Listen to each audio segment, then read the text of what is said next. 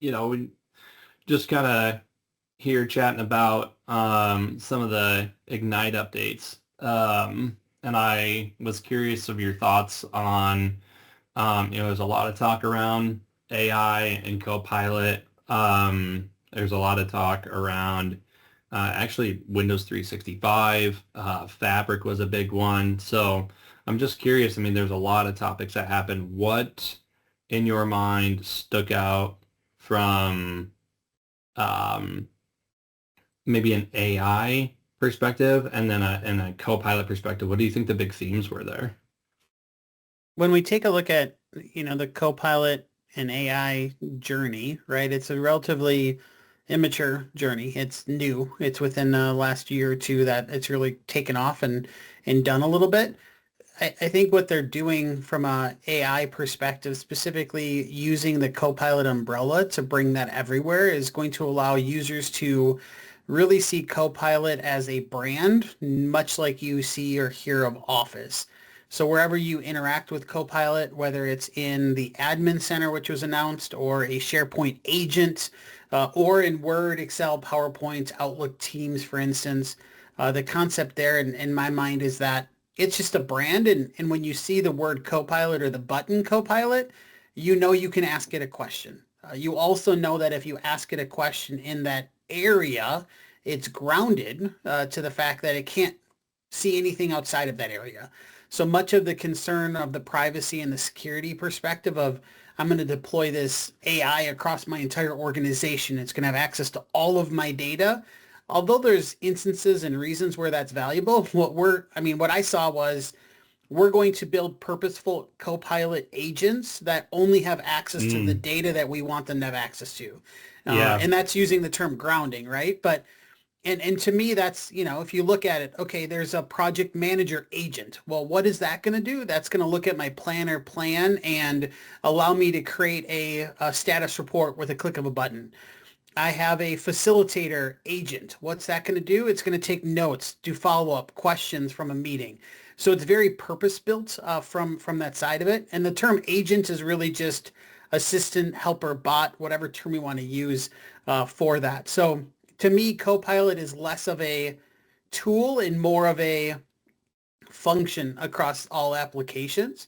Yeah. And, I think that's probably my biggest takeaway for it. And they're making it so if I was, and I'll say this transparently, if I was an IT individual that loved to sit by myself and have my headphones on and never talk to the business, I'll be honest with you, AI is coming for your job, right? Yeah. The Microsoft 365 Admin Center Copilot, that takes that curious tier one help desk person and allows them to ask questions about why my Teams meeting failed or those types of pieces. So, if I was that person that didn't want to talk to the business and love technology, Yeah. being a Microsoft 365 admin is probably not the area you should be in. What are your thoughts on AI and Copilot overall? Yeah, it's interesting just kind of listening to you talk about some of those pieces at the end. I'll kind of start backwards. I think of a I think of a future where, even right now, some of the big integration components are HR and ITSM. So when we think, ServiceNow, we think Workday, we think other things like that. There's a couple components on that. Like, think about what you just said. Like, if I'm a maybe a solo, I'm an IT admin. I'm also doing like, I'm wearing multiple hats, things of that nature. Like, think about the integrations from your ITSM where somebody puts in that initial ticket and Mm-hmm. you feed that initial question directly into the, let's just call it the Office 365 Copilot Admin Center. Now, like think about those like autonomous agents, like it's maybe constantly watching. And so instead of you even having to copy and paste or even regurgitate in your own words, you are now literally taking that person's issue, feeding it right into the system, and then Copilot Office, Office 365 Admin Copilot is initially doing a, hey, based off of what they said, go look here, go look there, or ask this follow-up question because I don't have enough details. So even those little bits of time of maybe it progresses from hey, it goes into ServiceNow, you go to the ticket, you copy and paste it into the, admin center. Now you get to a point where it's just completely streamlined and it's automatically popping stuff up for you. So I think of futuristic things like that. The other interesting thing that we learned on Friday's morning session Mm-hmm. was about the employee self-service agent. So again, Microsoft is going to continue to identify, I think, holistic and broad needs that would probably apply to every organization. Across all Um, industries too, right? I don't think yeah, it's and just, granted it was it's built at the Microsoft level for this one specific, but it's across all, I mean, financial services to manufacturing to software to business yeah, professional services. All of them can use this agent. So talk about what that employee self-service agent is. yeah. So no, and you're totally right. And I also think it's helpful. It's always helpful when the creator of the product or solution or to your point, the co-pilot, how it's going to be perceived, is them doing some thought leadership for you. They're generating art of the possible. So by creating this, they're like, oh, that makes sense. And now they can make, somebody might be able to reverse engineer what that agent is or whatever and figure out how they did it to make their own. But employee self-service is again going to be a more purpose-built agent. It's going to hook into common, and as this expands, you can either custom develop it or they'll grow support. But ServiceNow for your ITSM, for looking things up, putting tickets in, getting KBs, things of that nature, and then HR components. So think about tapping directly into your PTO Mm-hmm. schedule. So one, understanding the PTO schedule, understanding how much you have remaining, and then working in like an approval process as well for maybe requesting a PTO, right? So things like that go directly to the source of the information, and then also allowing, again, the data security boundaries. So maybe we don't want to be able to surface somebody's salary information because they might accidentally ask it a question that pulls it up, and then somebody's looking over their shoulder during a Yep. demo or Yep. something like Yep. that. So again, always going back to the kind of security by design and security by default, kind of that secure future initiative. You're going to hear Microsoft start to talk about like SFI, secure future initiative, like an overarching theme within their organization of, if we can't put security around it, then we have to defer the feature because we have to make it secure. So I think that's important. I thought that was really interesting. Um, and then again, this concept of, and I know you touched on it, but the agents. So, and I'm sure we could, pull something up or whatnot and show what that looks like. But I just even used it the other day. Honestly, when we came back from the Yep. conference, I didn't Yeah. realize Yeah. it was going to be available. And so I had this discovery session, this 2-hour discovery session that I was walking into. But because some of our sessions are not at the same time, we have other people on the team that are also having their own individual sessions, and then they're Mm-hmm. saving those notes into our like Team Doc site. So what Yep. I was able to do was I went into the Team Doc site and I selected all of the files that represented the notes from these other discovery sessions.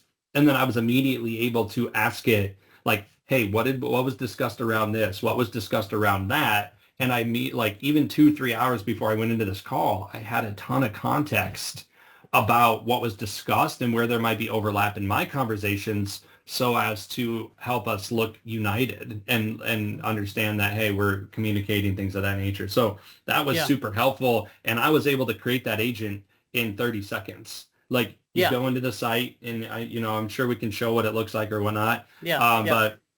but so here you would click, so if you see this picture, you would collect all these files right here, and then the button at the top says create an agent or create a Copilot agent or whatnot, and you click that, and it creates a flat file. And then the important thing is like a loop component, like it actually creates a construct of a file, so it'll be like a .agent file. So then again, the portability of that is that you could then take that agent, throw it into a group chat in Teams, and then Mm-hmm. allow other users who are also using Copilot to use that agent. And now all of a sudden you're bringing the power of this capability right into a chat so people can ask questions about task management or a project or things of that nature. So I think that's really where we see Microsoft going, is it's that step between the built-in functionality of Copilot for 365 that we've all been focused on, and Yep. Copilot Studio, where you really it gets pretty custom at that point. I mean, there's some basic things that you can do, but I think that agent is kind of like that quick in between. Like you can now become like a low code, no code type of person and click, click, click, and now all of a sudden you've got this agent that you didn't have to actually go into Copilot Studio for. So I think that's where they're trying to bridge that gap. Yeah, you probably So just made a bunch of IT admins a little nervous about the fact that their employees might go start building a bunch of agents, right? So I think governance security yeah, is always a topic that comes with it. In addition, one of the key, besides governance and security, that was always that's talked about kind of hand in hand with it was the training, the adoption, the understanding how that fits into their role, right? We all know yeah, just turning on a tool does not drive adoption. yeah. And Copilot can save a lot of time, but the only way it saves time is if people use it. And Yeah. so, sometimes you They need made to a big have, emphasis on that. Like I don't yeah, remember his direct comment. I know it was one of the speakers that said that, but it was something about like, the tech is only as good as the people that know how to use it or something like that. Like you have correct. Yeah. got to get governance and user adoption correct. So, Yes. Yeah. Yeah. So let's move away from AI because I think there were some other kind of neat announcements that were mentioned. I know previously we talked about this as well, but one of the things that I'm excited about, I think is, as we take a look as somebody that focuses heavily in on teams and meetings and that quality of meetings, we always hear that there's issues with connectivity and the devices users have. So, what is this Windows Link mini mm, PC piece? yeah. So Windows Link is it's actually a physical device, and it's it's really just purpose built to stream those cloud PCs. So again, I heard deference on Azure Virtual Desktop. So this is Mm-hmm. strictly, at least for now, it's strictly around the Windows 365 PCs because again, Windows 365 is kind of purpose built to be that one-to-one relationship. Now they are coming out with a few things around frontline from a licensing and usage perspective that I think is pretty compelling. So look out for like the frontline shared Windows 365 devices. That's interesting. But the Link, what Link is, it's actually a physical device. I mean, we're really getting back to essentially like a thin client that's Yeah. auto Yeah. boot right into these cloud PCs. So you turn it on, it's an embedded experience. You associate that physical device with your tenant, and then it becomes available to assign to a user in a cloud PC. And essentially, when they turn that device on, it looks almost like a Nook, right? Like it's that small. I mean, think about conference rooms or think about Mm-hmm. line level environments where you just want something that's small and petite and it doesn't take up a lot of space. Like you can push these out very, very quickly. And then again, run all your management, run all of your um, provisioning and all of that type of stuff. And then people just turn on the device, hook up a few, monitors and a keyboard, and you're good to roll. So it's kind of the new school Yep. thin client.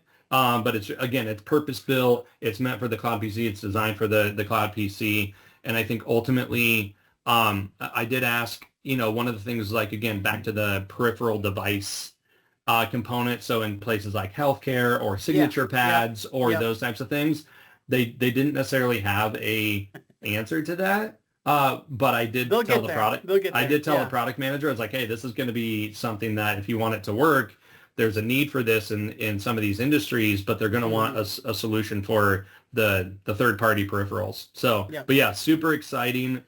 What's It interesting about that, I think, is that yeah. the physical devices, when you look at if we go back in Microsoft's time, right, whether it's the Zune, remember the Zune, the old MP3 player, Oh yeah, yeah, and the then you big had yeah. the Hmm. Windows Phone where they, and going through that, you Yeah. have the HoloLens and the Surfaces. The whole device aspect of it, I think when we see Microsoft move forward with the devices, I don't, maybe I'm a betting man here. So in 10 years, maybe the Windows Link is not a device, right? That we see because the other manufacturers have now caught up and actually done what the world needs them to do. And Yeah. when we think about the Windows Phone, I was a Windows Phone user back in the day. That did things that other phones didn't do yet, right? There was a lot of integration with apps and those types of items, and now Hmm. Android and iPhone figured that out, and so Microsoft's, you could argue and say like they didn't get the adoption of it, but maybe it comes to a point, maybe that's purpose, right? They say, well, we don't need to continue to invest in this because now the rest of the world has actually invested in it because we came out with it. Yeah. And I don't know, maybe it's just my loyalty to Microsoft that sees it that way than the other way around. But yeah, No, I hear anyways, you. No, yeah. So I think that was good. I know that there were some announcements around maybe a little more of the team space. There was contact center, or yeah, maybe not contact center, but what were some things that you ran into? well, I think on the contact center space, so again, the whole concept of agents continues to pop up, right? And so when we think about that contact center experience, oftentimes it's I need to call a toll-free number and I get routed to an agent, right? We all travel, you and I, what, the last month have spent 16, 17 days together, not in our homes. That's right. And so calling 800 numbers for flights that have been canceled or hotel reservations, like that's something you and I just do natively, right? And so when we look at that interaction, that's really, really important. And if you get the right agent, everything goes great, right? But we've all called and been stuck in this bot loop where we're not saying something correctly, or we're not pressing zero fast enough, or we get an agent that just frankly doesn't help us, right? And by agent, Right. I'm referring to person here. Yeah. So using, some of these Copilot agents to make the responses faster, right? Imagine I'm on a website and I'm chatting now and Copilot's recommending, almost prompting what that response is because it's looking at my direct question, putting that directly into the response back again. So that I think is key. The other item is just the contact center experience is Microsoft sees that as an investment. They're using it themselves internally. And that was back to your employee self-service thing. That's really something that I want to make sure we highlight, right? Is that Microsoft is actually dog fooding and they're testing all of this stuff out themselves first before it actually gets rolled out. So their contact center piece is really huge. There's about a dozen different agents that they put into contact center. Again, the definition of agent there is purpose-built, pre-built solutions that allow for productivity use. You can customize and build further, but there's ones that focus in on knowledge management. There's ones that focus in on, escalations. There's translation ones. So, Yeah, the the real translation life ones are big. translation as well. Yeah, So that was cool. so yeah, I think, in another follow-up, let's dive a little bit deeper into the contact center space because that is something that from an application perspective is really exciting. Yeah. The last thing I think is important, we can't forget about it because it's what powers everything is the whole Azure ecosystem, right? So Yeah. there was a few announcements there with SQL and Azure Local and other items. What's a quick kind of summary expanded on what you learned from an Azure space? Yeah, I mean, Azure was big. Obviously, we should touch on security at some point too. Yeah, There's like data let's security, not worry about security. Security posture doesn't management. matter anymore, man. That's I'm just right. kidding. That's a joke. It's Yes. it's it's insinuated. You just have to adopt the cloud and then you get full security. So yeah, please don't do that. So Azure Should I Local cut that again. out? Should I cut that out? Maybe? No, no, No, leave it no. in. Leave it Leave in. it Because in. that's Leave what it in. someone's thinking that right now. Like, do I need security? Those No, guys didn't talk about security. Yeah. You totally, need totally. security. Yeah. Yeah, you definitely need security. Azure Local right now is just a rebrand of Azure Stack HCI, which is part of the larger Azure Stack components, Hub and Edge and those things. But what Azure Local really is it's kind of taking off a lot of the guardrails of the hardware components and having certified components and things of that nature. So what you're really looking at is broadening. It's more bring your own hardware now, which will start to leak into the edge and hub space where Azure Local will probably just become the one solution for all of your different needs. And then it's scalable. So the whole thing was like, whether it's a NUC or whether it's a traditional server or whether it's a full size, Cisco UCS chassis with like 50 blades, Azure Local is going to be able to run on all of those.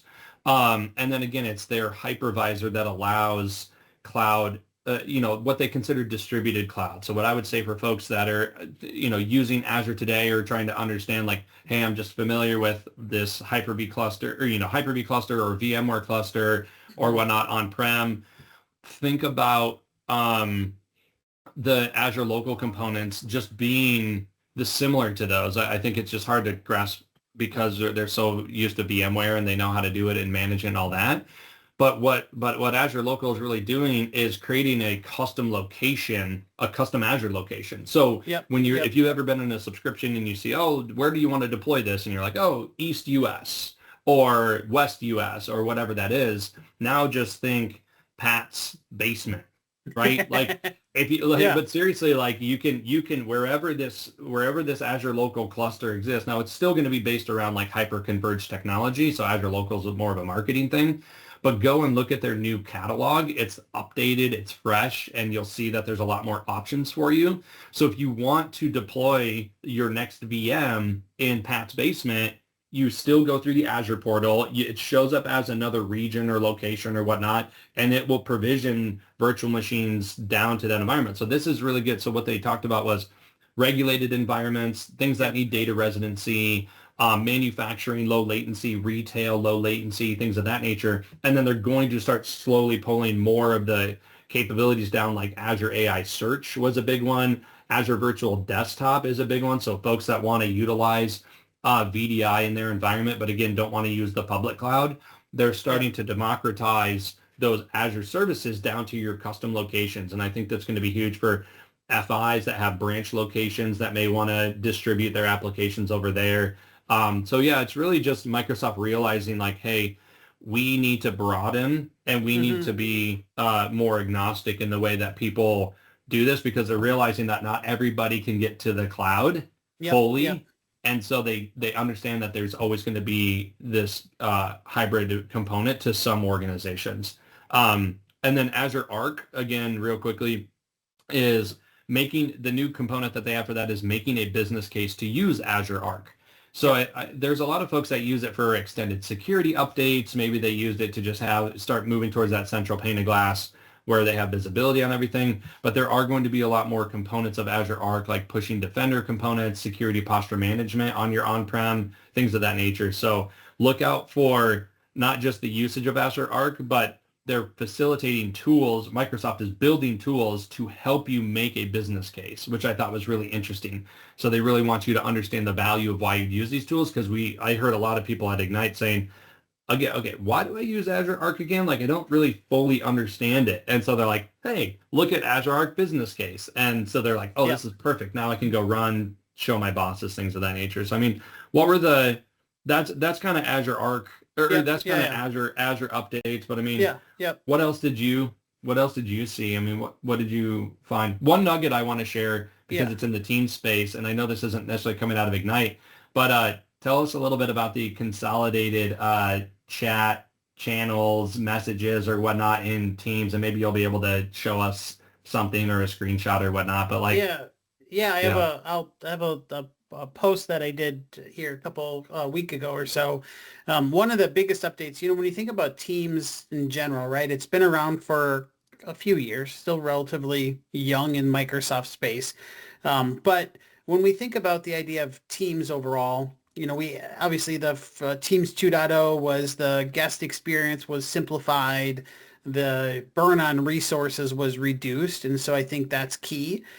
One of the other items I think is important there is the idea that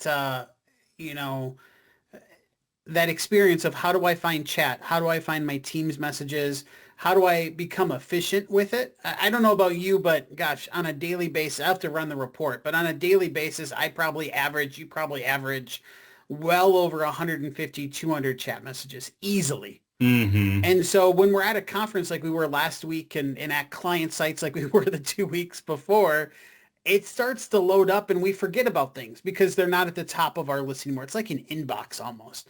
And the struggle I had before was it was just all kind of messy and together. And so when we with the new update, the ability to just essentially it removes the Teams icon. So newsflash, the Teams icon is gone, and it puts Okay. everything inside a chat. And then across the chat is where you can filter based upon, do I want to just see everything that's unread? Do I want to just look at all of my chats, or do I want Oh, to look at all of my channels? that's And nice. so it's super nice to be able to go through and see Yeah, that. And of yeah. course, there's a button for Copilot, because if there wasn't a button for Of Copilot, no of one would course. use it. Yeah, of Organize my course. chats for me. Yeah, So yeah. so that's one. The other one that has been announced for a while, and I saw it on Friday morning in live demo. So I always love live demos over recorded demos.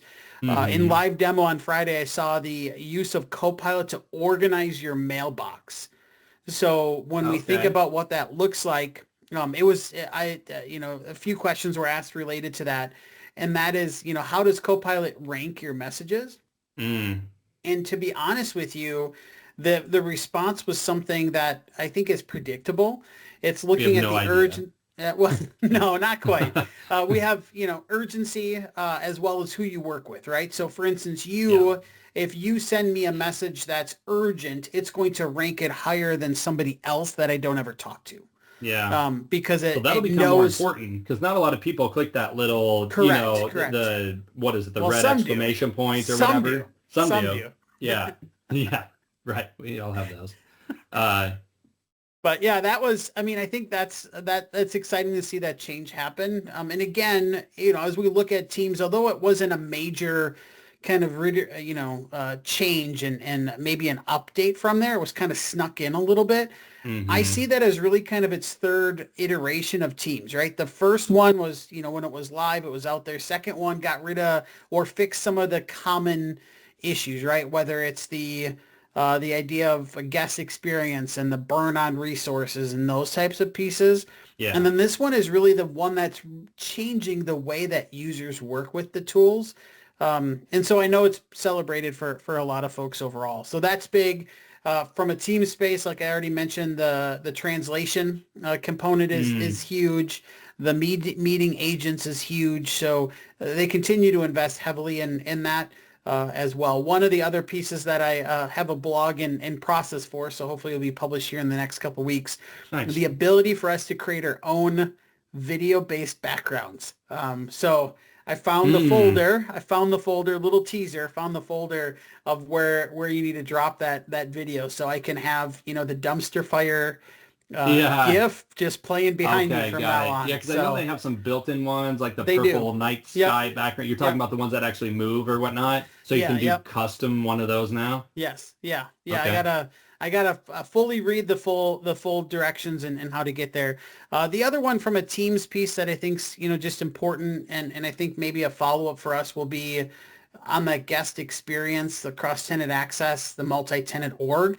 That was talked about in the session I was in on the administrative experience, and it was one slide. It was almost like they don't want to talk about how great it is. And Yeah, you that's and I know interesting. it's a The really, but it demand on doesn't. that is going through the roof. Yeah. Yeah.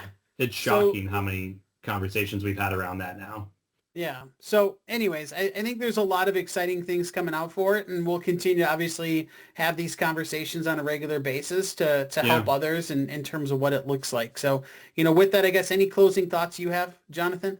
Yeah, I would just say we can discuss some components of what I would like to leave you with is essentially the co-pilot story, and I think these will generate some topics for next time, is one, the inclusion of the SharePoint Advanced Management components within Yes. Copilot, and then also Viva Insights, which is within Mm-hmm. the Copilot context. Now they call it Copilot Analytics, which is fueled by Viva Insights.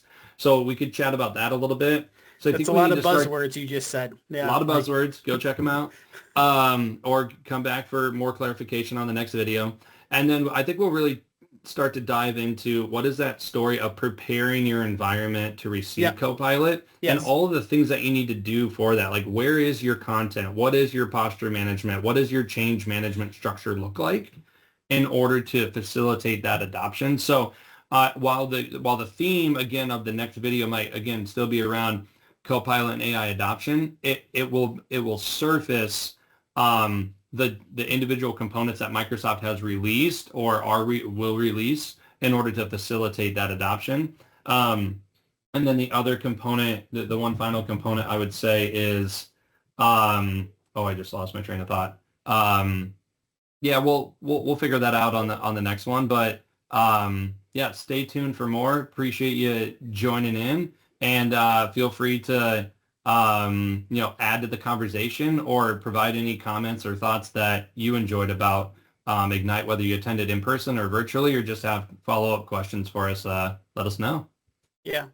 Yeah, I think, as we take a look from a summary on my side, I think there's a lot obviously in the Copilot, but echoing what you said, there's a lot of those smaller sleeper announcements that were, brought in, the SharePoint Advanced Management included in some of those pieces that I'm excited to dive deeper into, and maybe we bring a few other colleagues with us as well on the next one. So Yeah. thank you all. Yeah, appreciate it.